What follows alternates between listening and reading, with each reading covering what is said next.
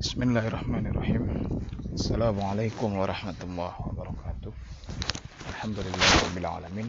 Nasta'inu wa nastaghfiru wa na'udzu billah min syururi anfusina wa min sayyiati a'malina.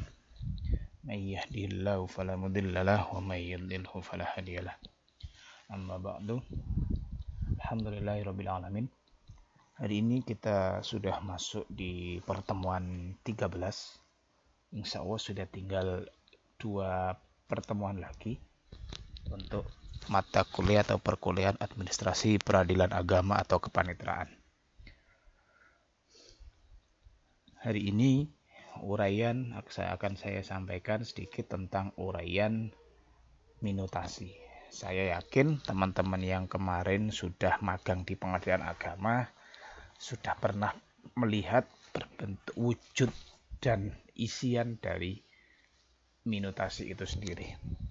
Oke, sebagai pengantar, pasca Undang-Undang Nomor 3 Tahun 2006 tentang perubahan atas Undang-Undang Nomor 7 Tahun 1989 tentang peradilan agama, kita tahu bahwasanya pengadilan agama yang diharapkan di Indonesia adalah pengadilan agama dan pengadilan tinggi agama yang mandiri sesuai dengan peraturan perundang-undangan yang berlaku.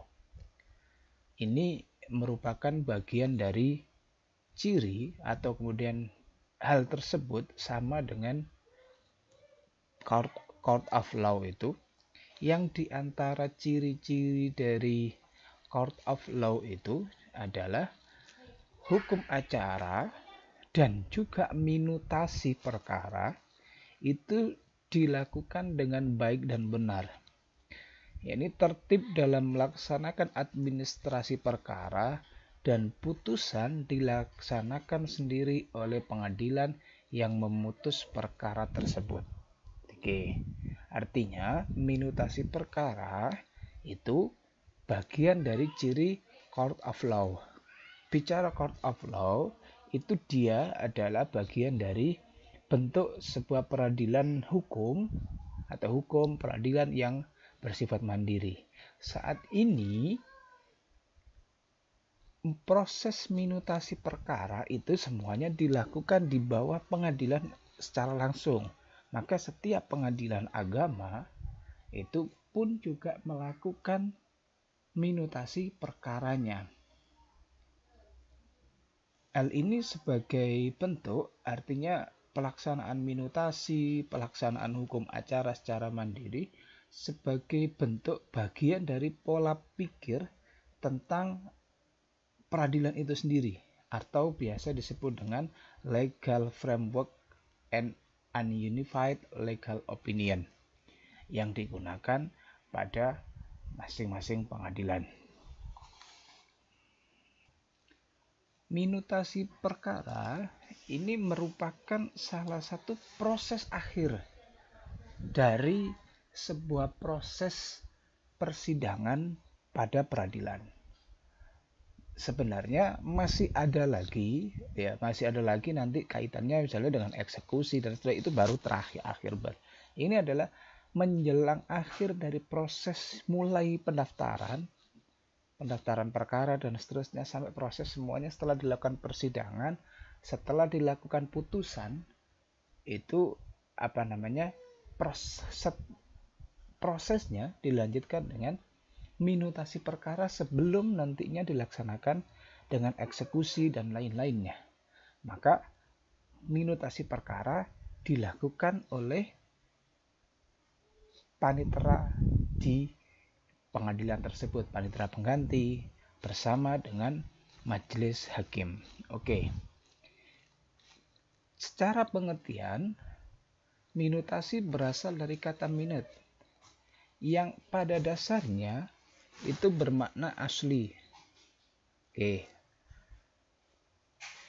Bahasa yang lain atau uraian yang lain tentang minutasi sendiri, yakni proses di mana menjadikan berkas-berkas perkara mulai awal sampai selesai, mulai pendaftaran, pembayaran, skum dan seterusnya, proses-proses yang ada di dalam hukum acara itu dijalankan agar kemudian itu dijadikan sebagai arsip negara.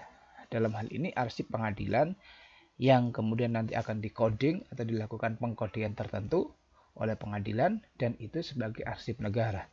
Sama dengan ketika Anda semua membaca bagaimana membaca undang-undang, membaca PP dan seterusnya, pasti di sana akan tertulis dimasukkan dalam lembaran negara nomor sekian dan nomor sekian.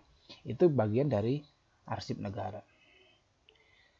Maka di pengadilan yang kemudian dimaknai minutasi secara pengertian adalah ini: proses yang dilakukan oleh panitera pengadilan, panitera dalam menyelesaikan proses administrasinya. Mulai di antara kegiatannya pengetikan, artinya karena proses sekarang menggunakan sistem pengetikan. Dilakukan yang kedua pembendelan, artinya penjilitan itu. Dan yang ketiga, proses ketiga dari minutasi adalah pengesahan perkara oleh majelis hakim.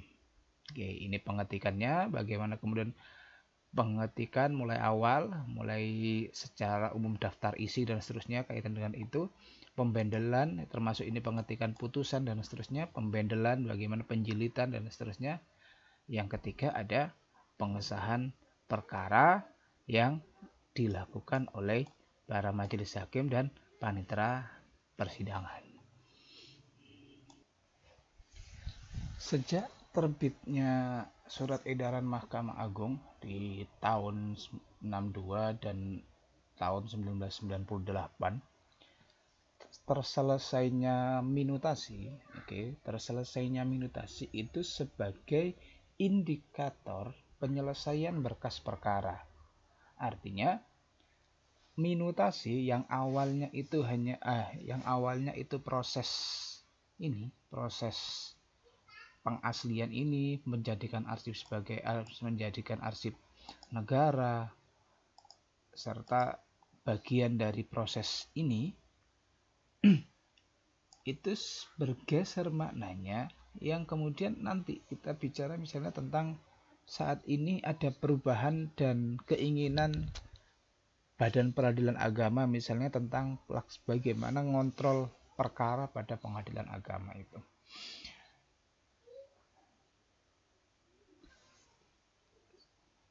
Minutasi akhirnya saat ini digunakan sebagai indikator kinerja penyelesaian suatu perkara. Oleh karena itu, kinerja suatu peradilan dalam menyelesaikan perkara itu dilihat dari berapa besar rasio minutasi perkara itu.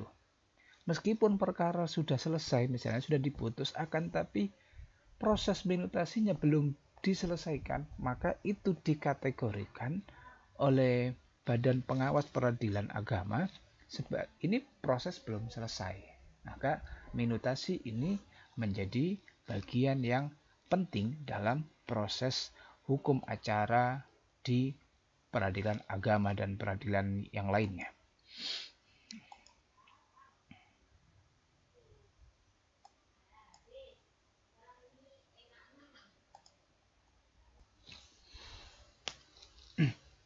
Selanjutnya, ketentuan minutasi, artinya proses pelaksanaan minutasi dan ketentuan awalnya, karena nanti ada perubahan melalui surat edaran masing-masing lembaga.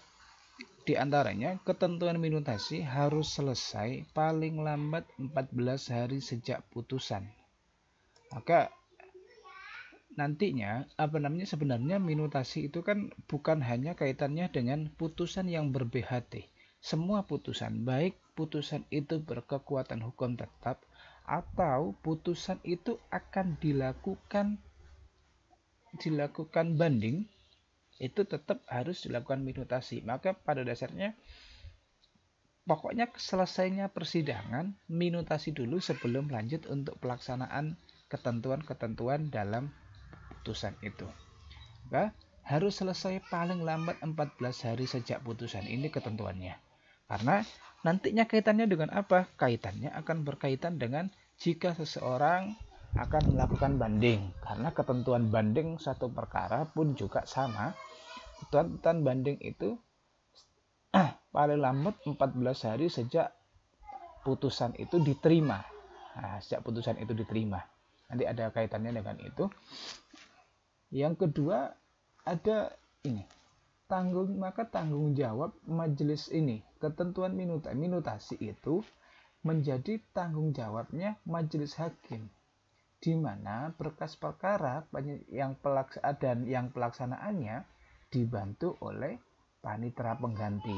Hakim sebagai penanggung jawab dalam proses pelaksanaan minutasi, pelaksanaannya dibantu oleh panitera pengganti. Maka banyak sebenarnya ada beberapa tulisan yang sebenarnya hampir seragam sih.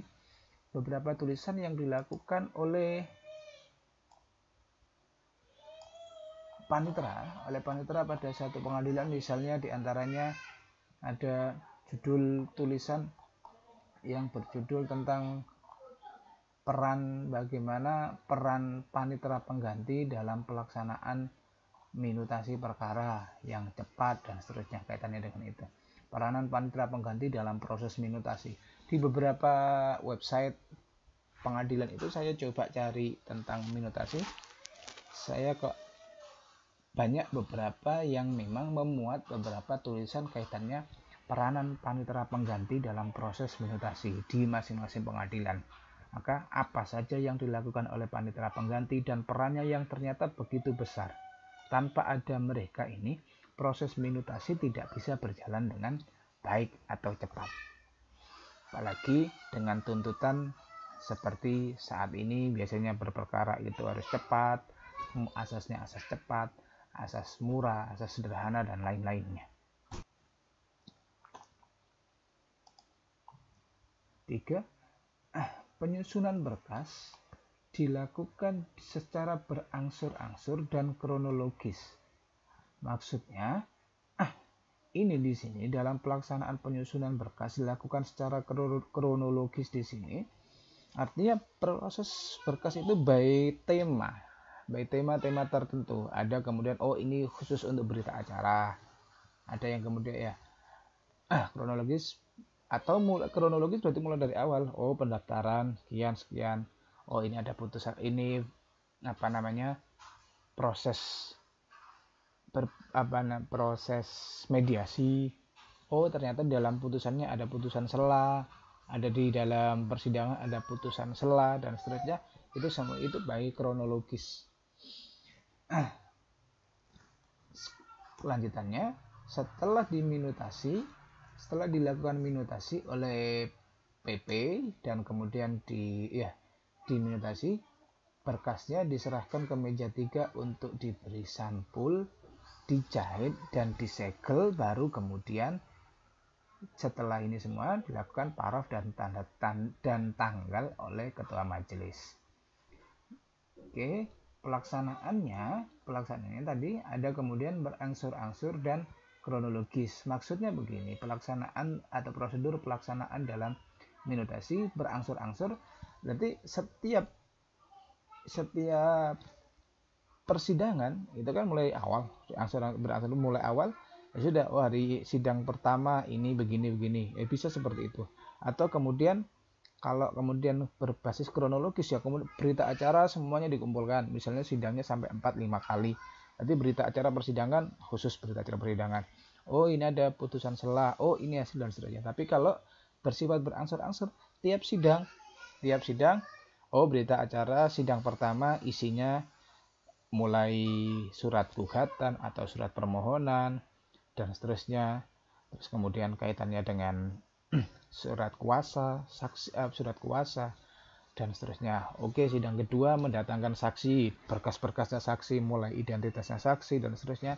Itu kan baik berangsur-angsur. Yang ini bagian kronologis. Kalau ini kronologis ya berarti pembuktian, bukti 1, 2, 3, 4, 5 semuanya dijadikan itu. Ini perbedaan antara pelaksanaan minutasi boleh disusun berangsur-angsur dan juga boleh kemudian dilakukan secara kronologis. Isian dari daftar isi minutasi. Daftar isi minutasi.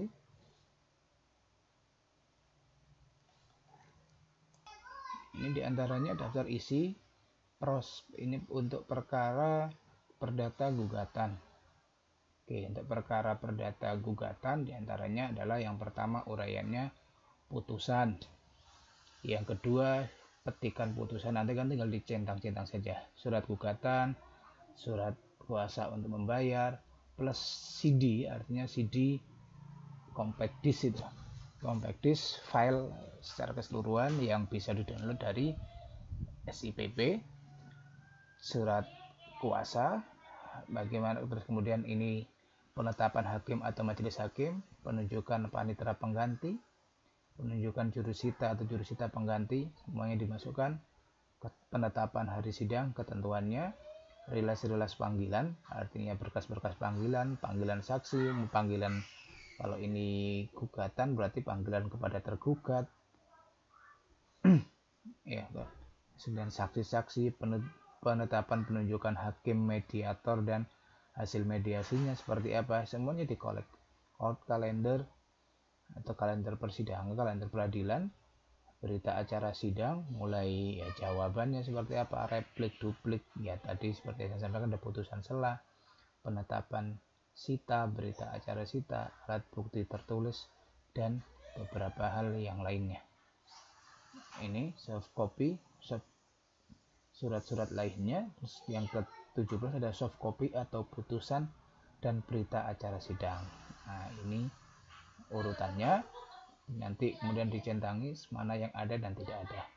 Yang ini contoh checklist daftar isian berkas perkara perdata untuk permohonan, nomornya berapa, nomor persidangan, tahun, kode pengadilannya masing-masing punya, sama isiannya, penetapan, surat permohonan, kuasa, penetapan hakim karena kalau nah, ini tadi semuanya sebenarnya ada di sini. Tanggal limitasi perkara di bawah, paling bawah juga ada, yang sini juga ada. Karena tidak cukup filenya tadi, maka saya perkecil, saya crop terkait dengan ini. Ini contoh melakukan minutasi perkara atau daftar isi semua berkas perkara yang perlu dilakukan minutasi.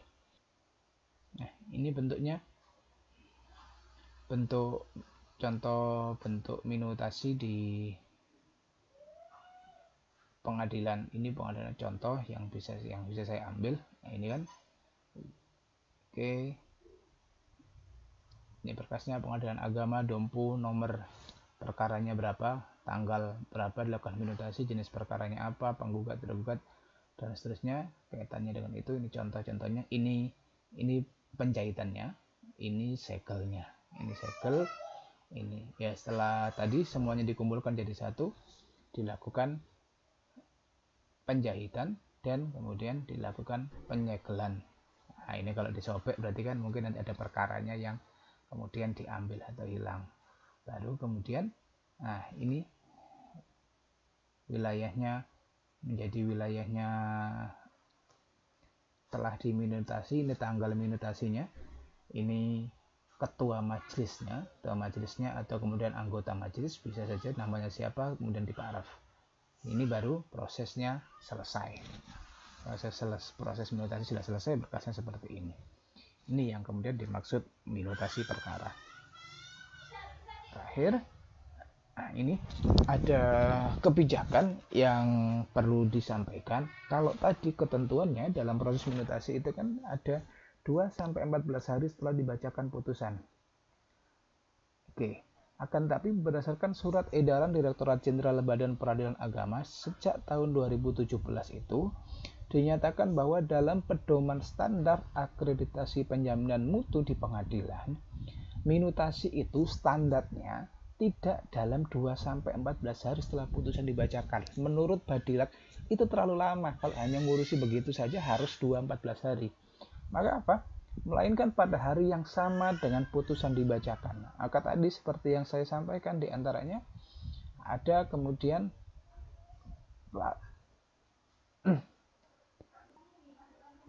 sejak surat edaran tersebut, maka akhirnya kan banyak tulisan-tulisan yang dilakukan oleh baik panitia rakyat, pengelola di pengadilan agama, ya kemudian nulis artikel-artikel ilmiah kaitannya dengan implementasi one day minutation pada pengadilan agama Cilacap. Ada banyak saya hampir beberapa yang saya baca itu diantaranya ini di Pengadilan Agama Purwodadi. Kalau ini bicaranya tentang peran, bagaimana peran panitera pengganti dalam proses minutasi perkara kaitannya dengan one day minutation. Jadi akhirnya Pengadilan Agama, karena edarannya agar proses minutasi itu cepat, karena proses minutasi itu bagian dari kontrol yang dilakukan dalam proses akreditasi pada pengadilan. Berapa lama proses minutasinya itu akan mempengaruhi berapa tinggi jumlah nilai yang didapatkan oleh pengadilan dalam proses akreditasi itu. Contoh di sini misalnya, ini bisa dilihat. Jumlah perkaranya berapa nih? Contoh di Pengadilan Agama Purwodadi itu tadi, dengan waktu per hari jumlah perkaranya 315 dalam 1 bulan. Maka 315 penyelesaiannya itu hampir 2 sampai 7 hari. 2,3 sampai 3 hari lah ini. 2 sampai 3 hari waktu penyelesaian, rata-rata waktu penyelesaian minutasinya. Nah, ini rata-rata ini jumlah perkara di 1 bulan di PA Purwodadi. Nah, ini tidak sampai 1 hari prosesnya selesai. Nah, karena perkaranya lebih sedikit. 293. Oke, ini dipakai rata-rata, dan ini juga ada beberapa tabel ini yang kemudian ini estimasi waktu waktu yang dibutuhkan panitera pengganti untuk minutasi perkara. Artinya meskipun tadi ada surat edaran, tapi di beberapa pengadilan agama itu belum bisa melaksanakan one day minutation. Artinya one day minutation, proses minutasi selesai di hari di mana dibacakan putusan atau setelah berikutnya. Hari ini misalnya Rabu dibacakan putusan, Kamis sudah selesai minutasi perkara. Ada beberapa jadwal rentang waktu yang kemudian berbeda-beda.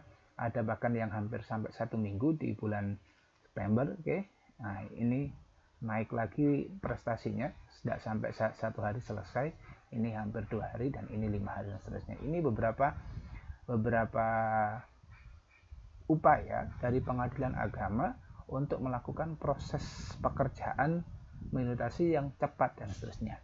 Semoga kemudian banyak lembaga-lembaga yang juga melakukan prosesnya juga seperti ini, menghitungnya. Misalnya saja administrasi layanan akademik di fakultas kita saja. Barangkali mungkin dengan adanya timing waktu one day service misalnya di beberapa lembaga sekarang, mahasiswa mau mengajukan surat izin penelitian bisa selesai dalam one day service, selesai 1 hari. Maka semuanya harus dirata-rata. Kapan kemudian diselesaikan, kapan selesai tanda mulai diajukan, kapan kemudian selesai. Nanti berkas ajuan mahasiswa itu dihitung selama 1 bulan ada berapa berkas ajuan, berapa berkas yang diselesaikan oleh tenaga A, tenaga B, tenaga C, dan seterusnya. Itu nanti ini bagian dari penilaian kita tentang kinerja dari lembaga-lembaga tertentu. Nah, Pengadilan Agama sudah melakukan itu, akan tapi belum semuanya bisa dilakukan dalam 1 hari. Ini contoh SOP minutasi perkara pada Pengadilan Agama Surabaya. Oke, saya tarik ke sini. Contohnya,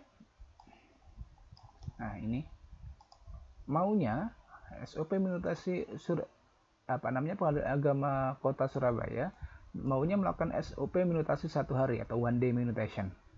Ini dasar hukumnya sampai banyak. Ada juga dasar hukum ini, ada SNI ISO, ini kaitannya dengan internasional standar itu, jadi bagian dari pengelola mutu, dan juga ini buku pedoman praktis akreditasi penjaminan mutu. Oke, kaitannya dengan ini, karena berkaitan dengan ini, maka dikeluarkan Pengadilan Agama Surabaya mengeluarkan kebijakan tentang penyelesaian minutasi dalam rentang waktu 1 hari selesai.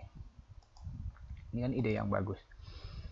Kualifikasi pelaksana, siapa saja yang bisa melaksanakan minutasi? Yang pertama adalah kualifikasi S1 sederajat, ya berarti kan minimal pelaksananya untuk itu panitera dan SMA sederajat yang memahami pola Pindalmin, karena di pengadilan agama mungkin masih ada beberapa tenaga yang berpendidikan di bawah S1 tapi sudah diberikan tapi sudah menguasai terkait dengan pola Pindalmin pada pengadilan agama.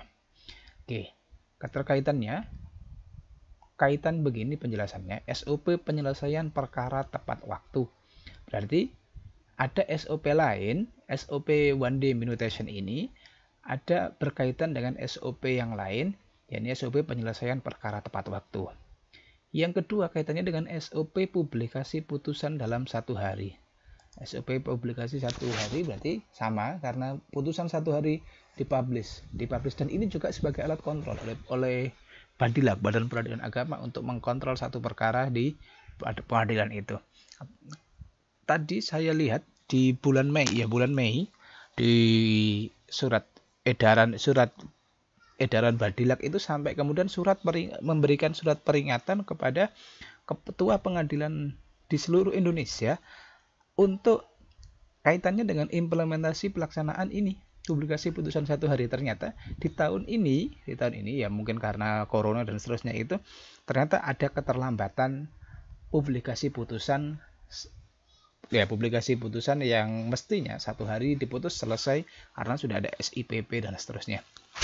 Maka harapannya itu baru hari ini bulan Mei 2020 ini ada tadi surat sebenarnya peringatan pengingat saja kepada ketua agar kemudian tetap meskipun di dalam keadaan sekarang banyak yang WFH, work from home itu, tetapi tetap publikasi putusan harus tetap dijalankan.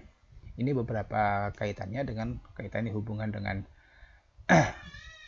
ada peralatan komputer, ada jaringan internet, aplikasi SIPP, ada Simona dan ATK dan lain-lain.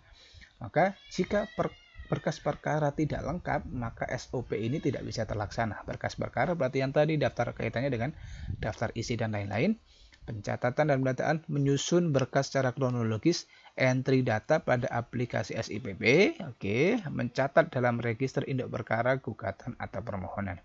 Ini prosesnya sudah dikasih timing waktu mulai. Ini proses mulai. Ini kan kode-kode di dalam SOP. Ini mulai menyusun berkas perkara yang telah diputus secara kronologis di persidangan.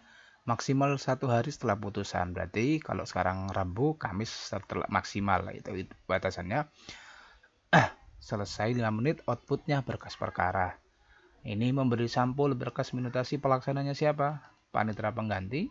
Dan dijahit, mengisi buku ekspedisi dilaksanakan oleh panitera pengganti. Lanjut, setelah dilakukan ini, maka menerima berkas ini diserahkan ke ketua majelis, menerima berkas dan buku ekspedisi, minutasi dan publikasi untuk dicek kelengkapannya. Setelah dicek kelengkapannya, majelis hakim di sini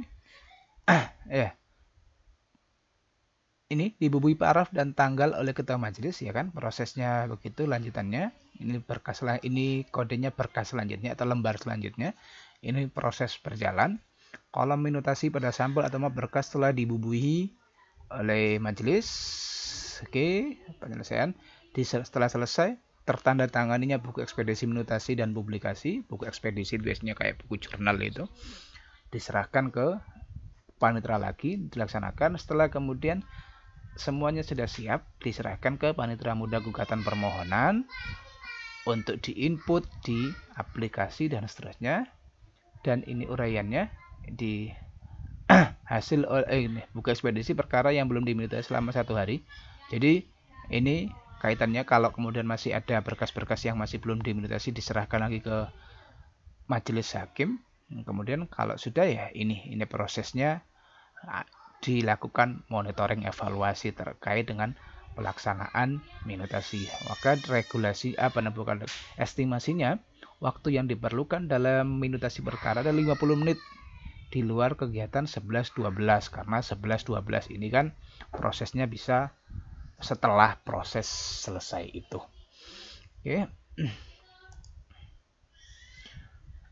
Demikian yang bisa saya sampaikan untuk hari ini berkaitan dengan proses minutasi dan penjelasan uraian tadi tentang minutasi.